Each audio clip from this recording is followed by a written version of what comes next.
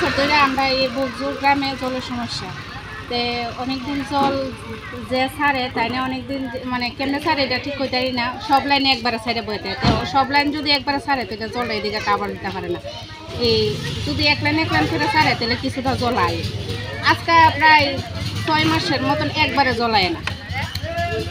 একজনের বাড়িতে একদিন 2 দিন 3 দিন কতদিন জল আনন্দ দেবো আর এই মানে আমরা তো সাপ্লাইয়ের কারণে গরু বাছুরের মানুষে কল দিলেও জল উঠে না কল দিলেও যদি জল উঠতো তাহলে কল বয়ে এলাম তার সাপ্লাইয়ের আশা করলাম না 2 বছরের ভিতরে মনে হয় 7 টাকা খাই এরপরে ওই 6 মাস ধরে তো একবারই পাই না 2 বছর ধরে তারা জল ছাড়লে একদিন 2 দিন একদিন আইলে এক সপ্তাহে না এক সপ্তাহ ধরে জল আইলে এক মাস আইলে না তিনবার হইছে আমরা কত মানুষের বাড়িতে কলেতে জল দিব এটা এখনো কাজ হইতাছে না ওখানে আমরা কিটা করতাম বা কই যাইতাম এটা তো আমরা বুঝতে পারতেছি না মেম্বার প্রধান মানে আমরা আবেদনটা কি আমরা